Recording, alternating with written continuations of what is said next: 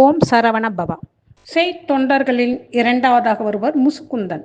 குரங்கு முகம் கொண்ட மன்னன் குரங்காயிருந்து சிவபெருமானின் அருளால் பூலோகத்தில் ஒரு நாட்டிற்கே மன்னனானாராம். தேவியான திருமணத்தில் கலந்து கொண்டவர். முருகப்பெருமானின் தளபதியே தன் தளபதியாக்கும் வரம் பெற்ற அருளாளர் ஆவார். வீரவாகுவின் மகளை மனம் புரிந்தவர். இந்திரனுக்காக போரிட்டு திருமால் வழிபட்டு வந்த திருவாரூர் தியாகாசரே பரிசாக பெற்றவராம். கைலாயத்தில் சிவபெருமானும் அன்னை பார்வதியும் சோலையில் இருந்த ஒரு வில்வ மரத்தின் அடியில் அமர்ந்திருந்தார்கள். அப்போது அந்த மரத்தின் மேலே இருந்த ஒரு முசு என்றால் ஆண் குரங்கு அந்த மரத்தில் இருந்த இலைகளை தொடர்ந்து பறித்து அவர்கள் மீது போட்டு வந்தன. வில்வார்ச்சனையால் மகிழ்ந்த இறைவன் அந்த குரங்கு நம்மை வழிபடுகிறது என்று பெருமைப்பட்டு கொண்டார். இதனால் மகிழ்ந்த அன்னை பார்வதி அந்த முசுவுக்கு ஞானத்தை வழங்கினார். ஞானத்தால் தன்னை உணர்ந்த முசு மரத்திலிருந்து கீழே இறங்கி தன் தவறை மன்னித்தருளுமாறு வேண்டிக் கொண்டான். அதற்கு இறைவன், நீ என் மீது வில்வ இலைகளை பறித்து வழிபாடு செய்ததால் பூமியில் மனிதனாக பிறந்து உலகை நீ ஆழ்வாயாக என்று அருள் புரிந்தார். அதை கேட்ட முசு, இறைவனே, நான் பூமிக்கு சென்று விட்டால் உங்களை எப்படி நான் தரிசிப்பது? பதவியும் செல்வமும் என் அறிவை மயக்கி உங்களை மறக்க செய்து விடுமே என்று மனம் கலங்கியது. அதற்கு இறைவன், சில காலம் பூமியில் வாழ்ந்த பின் தன்னிடம் திரும்ப வரலாம் என்று பதில் உரைத்தார். அதற்கு முசு, எனக்கு ஆணவம் வராமல் இருக்க என்னுடைய குரங்கு உருவத்திலேயே மண்ணில் பிறக்க வரம் தர வேண்டும் என கேட்டது. அதன்படியே முசுவும் பூமியில் பிறந்து முசுகுந்தன் என்ற பெயரில் அரசாட்சி செய்து வந்தது. கரூரை தலைநகரமாக கொண்டு இவரது ஆட்சி நடந்து வந்தன. திருப்பரங்குன்றத்தில் முருகப்பெருமான் தெய்வ யானையை திருமணம் செய்த போது அந்த திருமணத்தில் கலந்து கொள்ள முசுகுந்தனை இந்திரன் அழைத்தார். அளவற்ற ஆனந்தத்துடன் திருமணத்தில் கலந்து கொண்டு கரூர் திரும்பினார். இந்த செய்தி கந்த புராணத்தில் அறியலாம். முருகப்பெருமான் காட்சி. வசிட்ட முனிவரின் உபதேசத்தின் பேரில் முசுகுந்தன் வெள்ளிக்கிழமை விரதம், கிருத்திகை விரதம், சஷ்டி விரதம் ஆகியவற்றை தொடர்ந்து மேற்கொண்டு வந்தார்.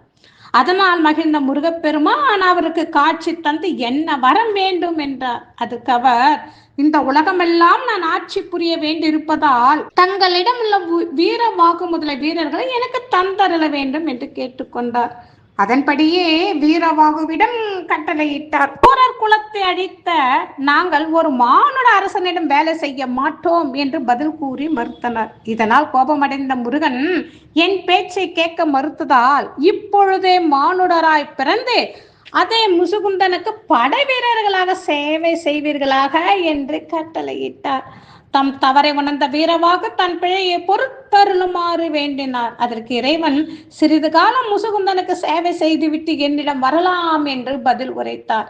அதன்படியே வீரவாகு முசுகுந்தனுக்கு படத்தளபதியை பணியில் சேர்ந்தார். வீரவாகு தன் மகள் சித்திரவள்ளி என்பவளை முசுகுந்தனுக்கு திருமணம் செய்து விட்டார். இவர்கள் இருவருக்கும் பிறந்த குழந்தை அங்கிவன்மன் ஆவான். முசுகுந்தன் இந்திரனுக்கு துணையாக சென்று அசுரர்களை அழித்தார். அதனால் மகிழ்ந்த இந்திரன் முசுகுந்தனுக்கு பரிசளிக்க விரும்பினான். முசுகுந்தனோ இந்திரன் வழிபட்ட தியாகராஜ மூர்த்தியை மட்டும் வேண்டும் என கேட்டார். வேறு வழியின்றி அதனை அவருக்கு பரிசாக அளித்தார். அவ்வாறு பரிசாக பெற்ற தியாகராஜரை இப்போது திருவாரூர் திருக்கோயிலில் எழுந்தருளுள்ள மூர்த்தியாவார். தன் பின் அங்கிவன்மனுக்கு முடிசூட்டிய பின்னர் தவம் இருந்த முசுகுந்தன் பின்னர் கைலையை சென்றடைந்தான். இதன் பின் வீரவாகவும் அவன் தம்பியர் 8 பேரும் தங்கள் குழந்தைகளை அங்கிவன்மனிடம் ஒப்படைத்துவிட்டு தங்கள் மானுட உருவம் நீங்கி கந்தகிரி அடைந்து கந்த பெருமானின் சேனைகள் ஆயினர். இந்த வரலாறு கந்த புராணத்தில் விரிவாக அமைந்துள்ளன. தனது முருக பக்தினால் முருகனின் விருப்பத்துக்கு உரியவராக திகழ்ந்து முருகனின் தளபதியே தனது படைக்கு தளபதியாக ஏற்று முருகனின் அடியாராக திகழ்ந்தார் முசுகுந்தன். திருச்சிற்றம்பலம். முசுகுந்தனுடைய கதையை கேட்கும் போது மனிதனுக்கு ஆணவம் இருக்கக்கூடாது. எத்தகைய பதவி இருந்தாலும் ஆணவம் இல்லாமல் வாழ்ந்தால் இறைவனுடைய வரம் பெற்று வாழலாம், அவனுடைய திருவடியை சேரலாம் என்பதை தெரிந்து கொள்ளலாம். அதனால் மனிதனிடம் இருக்கின்ற ஆணவத்தை முதலில் அழிக்க வேண்டும். திருச்சிற்றம்பலம்.